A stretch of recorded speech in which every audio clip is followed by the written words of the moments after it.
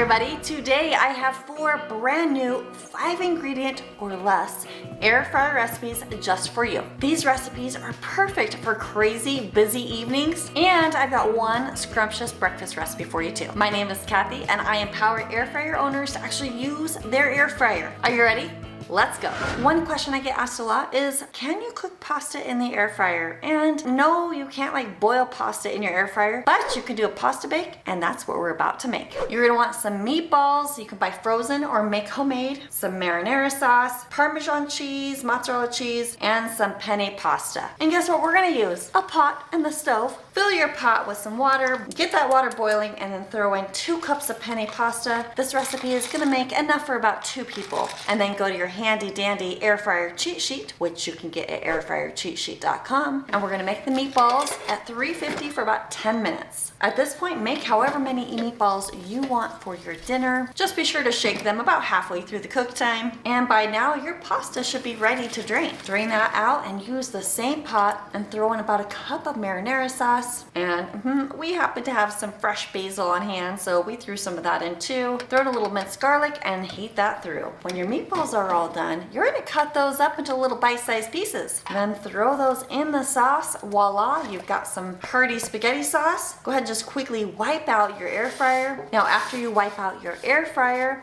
I've got a fun little hack for you. This is gonna work perfect if you don't have an oven-safe dish that also fits in your air fryer basket. Just grab a little glass dish and then set your air fryer parchment paper right inside. Then we're gonna assemble the pasta bake right inside the parchment paper. Just throw the pasta in, top it with some sauce, and then you can lift the parchment paper right into the air fryer basket. Top it with some delicious cheese, and maybe even more cheese. Close up your air fryer. Then you're gonna air fry it at 320 degrees for about 8 minutes, or until the pasta is baked to your liking. And check that out, it is gorgeous, it's perfect, just in time for my high schooler to come and enjoy. And look at how easy it is to just slide that parchment paper away from the pasta. Zero cleanup, and we have a hungry boy ready to eat.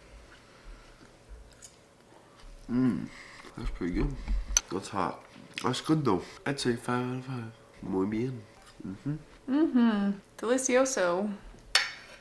Up next, these rosemary garlic pork chops were an absolute hit. You just need some pork chops, fresh rosemary, minced garlic, and salt and pepper. Yep, that is it. First, go ahead and chop up your rosemary leaves. If you don't have access to fresh rosemary, no problem, just use dried rosemary. And then throw in 1½ teaspoons of minced garlic. Spray some oil on both sides of the pork chops. And today I'm using 4 boneless pork chops. Go ahead and give them a splash of salt and pepper on each side. And then this amount of seasoning was absolutely perfect for the 4 pork chops. Just rub it all in. Be sure to get both sides. If you want to use more or less pork chops, you totally can. It won't change the cook time. Go ahead and give your air fryer basket a little mist and place your pork chops right inside. And you can see, according to my cheat sheet, we're going to cook these pork chops at 380 for 8 to 10 minutes. Just make sure you flip them halfway through. It's also a good time to check the temperature to make sure they're getting close to that 145 degrees. And here they are after 10 minutes, and oops, golly sakes, I just cooked those a little bit too long, but I know the flavor's gonna be amazing, so we will just have to deal with it. Let's go ahead and taste test these. What does the tall boy say?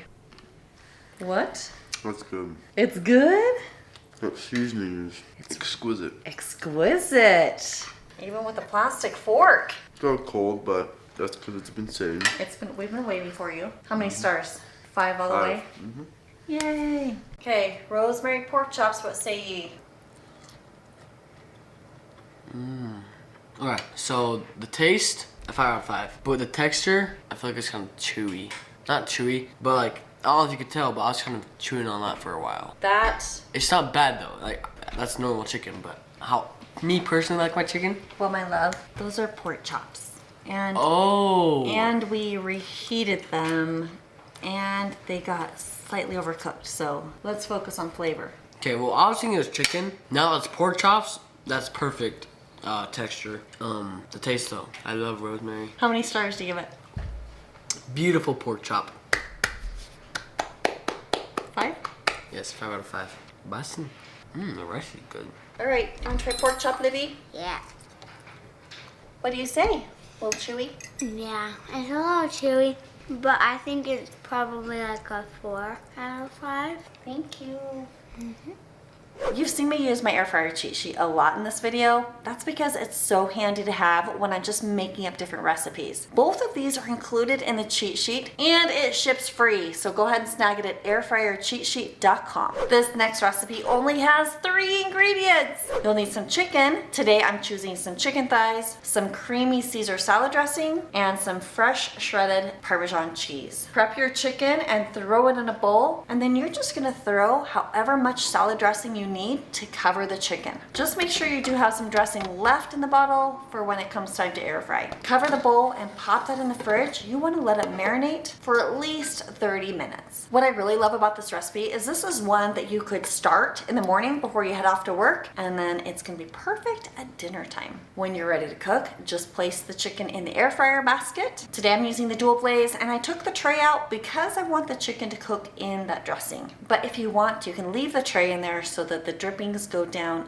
underneath the tray and are away from the chicken. And then since I'm using chicken thighs, I just used my handy dandy cheat sheet, and we're gonna cook it at 380 for about 12 minutes. In the meantime, I cooked up some rice in my Instant Pot. While that's cooking, I went ahead and pulled out my other air fryer and I threw some frozen broccoli in there. I'm cooking that at 300 for 10 minutes. And then when my chicken is almost done, it's time to throw on some Parmesan cheese right on top and cook it for about 3 more minutes. And now you can see it is perfect. And now my broccoli is done, my rice is done, and it's time to taste test. 3 ingredient chicken. Ding!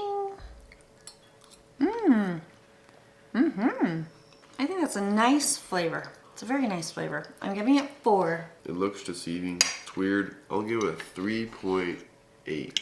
3.8 for its weirdness. It's good. But it's just kind of like plain, but not. It's not a strong, overpowering flavor. I think it's a nice, mild, happy flavor. Yeah. You liked the pork chops better though, huh? Pork chops are good. You loved the rosemary pork chops. Weird bench today. Wait. Whoa. What is this? What does it taste like? Well, it's chicken, of course, but it's good chicken. Do you like Caesar salad? Yes, It's Caesar dressing. That's what it is. That's good. It's just like ranchy too. How many stars do you give it? Oh, easily 5 out of 5. That was really good. Yay. All right, Livy has some Caesar chicken. What do you think, Liv? I think it's 4.5. 4.5? What don't you like about it? Well, I like it. I don't know what I don't like about it. You just don't love it. Yeah, I just don't love it. Thanks.